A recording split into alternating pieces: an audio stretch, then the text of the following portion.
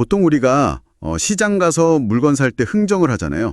네, 사장님, 이거 조금만 깎아주세요. 이렇게 흔하게 하죠. 그렇죠. 그런데 어떤 손님이 와서 사장님, 제가 이 물건을 꼭 사야 되는데요. 가격을 정확히 99만 원에 맞춰 주십시오. 100만 원은 절대 안 됩니다. 막 이렇게 콕 집어서 간절하게 요구한다면 어떨까요? 그거 진짜 이상한데요? 그 1만 원 차이에 무슨 엄청난 비밀이 있거나 약간 생전이 걸린 절박한 사연이 있을 것 같다는 직감이 확 오네요. 바로 그겁니다. 그런데 이런 기이한 흥정이 시장 바닥이 아니라 아주 엄숙한 법정에서 벌어졌습니다. 법정에서 벌금을 흥정했다고요? 네, 피고인이 판사한테 그냥 선처해 주십시오. 이렇게 뭉뚱그려 호소한 게 아니라요. 제발 100만 원 미만의 벌금형을 내려달라. 이렇게 아주 구체적으로 요구한 겁니다. 우와, 진짜 특이한 상황이네요. 지금 이 심층 분석을 듣고 계신 당신, 오늘 우리는 바로 이 기묘한 숫자에 얽힌 사건의 진상을 파헤쳐 볼 겁니다. 오늘 우리가 들여다볼 소스 자료들이 꽤 흥미롭죠? 재판 기록이랑 1심, 2심 판결문, 그리고 여러 언론의 분석 기사들까지 다 모아봤거든요. 네, 맞아요. 우리의 이번 미션은 명확합니다. 삼선 국회의원 출신이자 거대 단체인 대한노인회의 수장이었던 김호일 전 회장의 선거법 위반 재판 과정, 그리고 그 이면에 숨겨진 진짜 전략을 조명하는 겁니다. 한 개인의 재판을 넘어서 거대 조직의 생리가 다 담겨 있는 사건이죠. 맞습니다.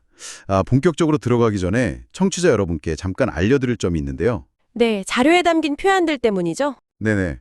오늘 자료들에는 악어의 눈물 같은 언론의 강한 비판이나 정치적으로 민감할 수 있는 선거 내용이 꽤 포함되어 있습니다. 하지만 저희는 어떤 정치적 입장을 지지하려는 게 절대 아닙니다. 그렇죠. 저희는 오직 제공된 자료에 나온 팩트랑 사법부의 논리, 그리고 법정에서 오고 간 그 기상천외한 방어 전략들을 객관적으로 전달할 뿐입니다. 자, 그럼 이 복잡한 사건의 진상을 한번 자세히 풀어볼까요? 사건의 발단부터가 참 극적입니다.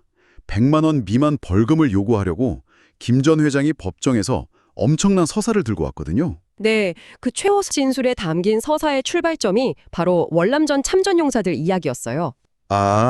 단순히 선거 이야기가 아니라 역사적 상흔을 끌고 온 거군요. 맞아요. 파병 당시에 정부가 미군이랑 똑같이 500달러를 주겠다고 약속해놓고 실제로는 50달러만 주고 나머지 돈은 국가경제발전에 썼다는 오랜 주장이 그 배경입니다. 수십 년째 고엽제 후유증으로 고통받으시는데 국가보상도 제대로 못 받았더니 참전용사분들의 그 억울함은 누구나 공감할 수밖에 없잖아요. 그래서 이분들이 자신들의 목소리를 대변할 사람을 국회로 보내고 싶어 했고 당시 노인 회장이었던 김 전 회장에게 도움을 청했다. 이게 진술의 요지입니다. 거기서부터 본인을 약간 구원자처럼 포장한 거네요. 네, 아주 이타적인 조력자 프레임을 짠 거죠. 참전 용사들이 당을 새로 만들려면 돈이랑 시간이 너무 많이 드니까 자기가 예전에 만들어둔 노인복지당이라는 정당을 선뜻 빌려주겠다. 이렇게 나선 겁니다. 그러니까 내 사리사욕이 아니라 억울한 사람들을 돕기 위한 순수한 선이었다. 와, 이건 마치 영화에서 주인공이 대의를 위해 나서는 영웅서사 같지 않나요? 완벽한 할리우드 각본 같죠? 그런데 이 선에 가득한 계획이 후보 등록 마감일을 코앞에 두고 암초를 만납니다. 무슨 일이 생겼길래요? 노인복지당 비례대표 2번 후보가 서려 미비로 갑자기 탈락해버린 거예요. 선거법상 앞순위가 무너지면 뒤에 있는 3, 4, 5번 후보들까지 다 같이 출마 자격을 잃게 되거든요. 헐, 그럼 완전히 다 공중에 떠버린 절체절명의 위기였네요. 네, 그래서 이 급박한 상황을 타개하려고 김 전 회장이 꺼낸 카드가 바로 자기 친동생이었습니다. 경기도당 위원장이었던 김호진 씨요. 맞습니다. 동생은 출마를 극구 거부했는데 자기가 멱살 잡고 싸우다시피 해서 억지로 등록시켰다고 법정에서 항변하더라고요.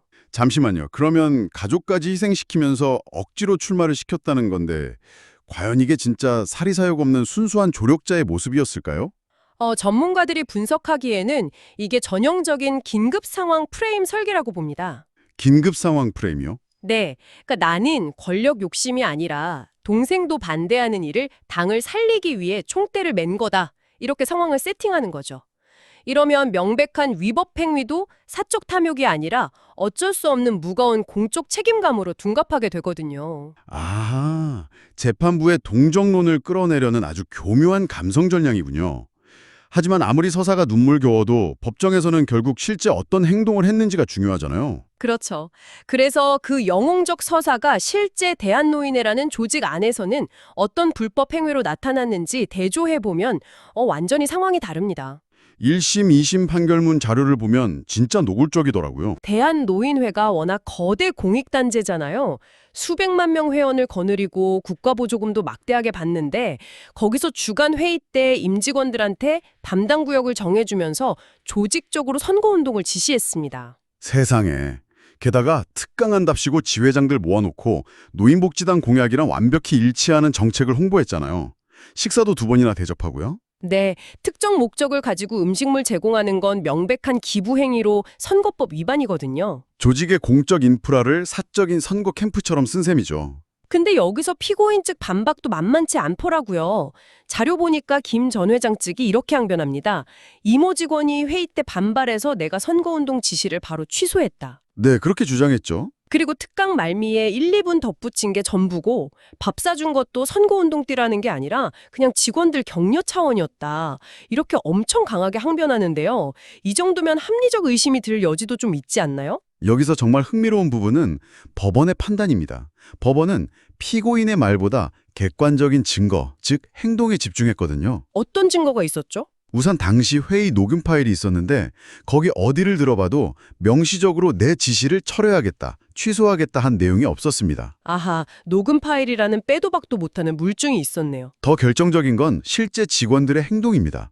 진짜로 지시를 취소했으면 직원들이 가만히 있었어야 하잖아요. 그렇죠. 안 움직였어야 맞죠. 근데 실제로 일부 임직원들이 전국적으로 담당 구역에 가서 선거운동 인쇄물을 배부했습니다. 아주 능동적이고 계획적인 선거운동을 현장에서 실행해버린 거예요. 와, 밖에서는 전단지 돌리고 있었으면서 법정에서는 취소했다고 꼬리 자르기를 한 거군요. 결국 행동이 변명을 압도해버렸네요. 맞습니다.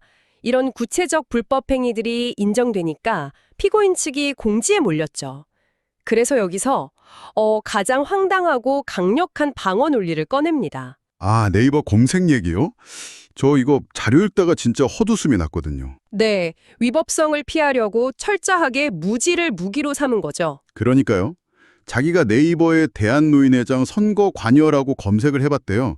근데 새마을 운동중앙회 같은 곳만 금지단체로 나오고 대한노인회는 검색 결과에 안 나와서 진짜 몰랐다는 거예요. 선관위 직원들도 헷갈려 하는데 내가 어떻게 아냐며 억울해했죠. 잠깐만요. 진짜 말도 안 되는 게 이분 3선 국회의원까지 하신 분이잖아요. 법을 직접 만드셨던 분인데 네이버에 안 나와서 법을 몰랐다는 변명이 법정에서 정말 통할 거라고 생각했을까요? 그러니까 어이가 없는 거죠. 일상생활에서 우리 청취자님이 주차 위반 표지 못 봤다고 딱지를 안 떼는 건 아니잖아요. 아주 정확한 비유입니다. 법학의 기본 원칙 중 하나가 법의 무지는 용서받지 못한다는 거거든요. 특히 거대 조직 수장이나 입법부 출신 정치인에겐 더 엄격하게 적용됩니다. 그럼 변호인단도 이걸 알 텐데 왜 이렇게 바보 같은 주장을 법정에서 당당하게 한 걸까요? 판사님이 좀 불쌍하게 봐주길 바란 건가요? 정확합니다. 이게 법리적 무죄를 입증하려는 게 아니라 고의성을 흐리려는 감정적 호소 전략이에요. 나는 악의적인 범죄자가 아니라 검색 결과 믿은 순진한 노인이다. 이렇게 프레임을 짜는 거죠. 무능을 무기화하는 거군요. 치밀한 조작범보다 어리석은 할아버지로 보이는 게 형량 줄이는 데 유리하니까요. 네. 하지만 소스 자료를 분석한 기자가 아주 치명적인 모순을 하나 짚어냈습니다. 그게 뭔가요? 김 전 회장이 삼선 의원 시절에 부인의 공직선거법 위반 때문에 국회의원직을 상실한 뼈아픈 경험이 있다는 겁니다. 세상에, 자기 가족의 선거법 위반으로 배지까지 떨어져 본 사람이 선거법 무서운 걸 몰랐다고요? 네, 누구보다 뼈저리게 아는 사람이죠. 그러니 방청객들 사이에서 저거다 변호사가 써준 각본이다, 뻔뻔하다 이런 수군거림이 나올 수밖에 없었던 겁니다. 대중의 법 감정이랑 완전히 동떨어진 변명이었으니까요. 와, 진짜 눈 가리고 아웅이네요. 자, 억울한 서사, 네이버 검색 변명 다 들어봤는데 여러분, 이 화려한 변명들이 결국 단 하나의 목표를 향해 있습니다. 그래서 이 모든 이야기가 대체 무엇을 의미할까요? 아까 오프닝에서 말씀하셨던 그 100만 원 미만이라는 숫자 말이죠. 네, 그 숫자요. 대체 100만 원이랑 이게 무슨 상관이죠? 공직선거법 제266조가 핵심입니다. 선거법 위반으로 벌금 100만 원 이상이 확정되면 무려 5년간 선거권과 피선거권이 박탈됩니다. 아, 5년 동안 어떤 공직선거에도 못 나가게 된다고요? 네, 게다가 대한노인회 정관상 피선거권이 없으면 회장 출마 자격도 잃게 됩니다. 그러니까 100만 원 미만을 달라는 건 돈 문제가 아니었어요. 아, 자기 공적 생명이랑 정치적 미래를 연장하기 위한 절박한 생존 전략이었군요. 99만 원이면 살고 100만 원이면 끝나는 거니까요. 맞습니다. 이것을 더 큰 그림과 연결해보면 최후 진술 후반부의 이상한 발언들도 다 이해가 됩니다. 아, 갑자기 본인이 4.19 혁명 유공자라고 옛날 공로 읊었던 거예요.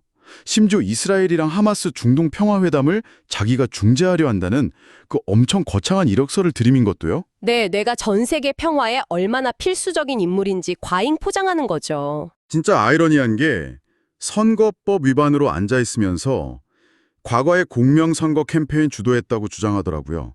그러니까 속내는 이건네요. 나한테 100만 원 이상 벌금 때리면 대한민국이랑 세계 평화에 큰 손실이다. 이렇게 압박하려 한 씁쓸한 몸부림. 네, 처벌 피하려고 아주 거창한 인질극을 벌인 셈이죠. 하지만 대법원은 호락호락하지 않았습니다. 온갖 서사와 변명에도 불구하고 결국 원심에 150만 원 벌금형을 확정했습니다. 제3심 기각으로 그의 5년 출마 제한이 확정돼 버린 거죠. 맞습니다. 사법부가 아주 엄중한 철퇴를 내린 겁니다. 자, 이 사건이 지금 이 방송을 듣고 계신 당신에게 왜 중요할까요? 단순히 한 정치인의 기이한 변명극이라서가 아닙니다. 거대 공액단체가 정치적 중립을 잃고 특정 정당의 선거도구로 전락할 때 우리 민주주의 형평성이 얼마나 심각하게 훼손되는지 보여주는 사건이거든요. 네, 지위가 높을수록 책임을 더 무겁게 져야 한다는 걸 사법부가 경고한 거죠. 맞습니다. 오늘 100만 원이라는 생존 베팅 사건을 깊게 파헤쳐봤는데요. 마지막으로 청취자 여러분께 이런 질문을 하나 던지고 싶습니다. 현대 선거법이 너무 복잡해서 거대 조직 리더들조차 법의 경계를 진짜 알기 힘든 시대가 온 걸까요? 글쎄요. 아니면 법망이 촘촘해질수록 지식인과 권력자들이 궁지에 몰렸을 때 만들어내는 핑계와 변명의 스케일만 세계 평화 수준으로 점점 더 창의적이고 거창해지고 있는 건 아닐까요? 청취자 여러분도 한번 각자의 답을 찾아보시길 바랍니다. 오늘 심층 분석은 여기까지입니다.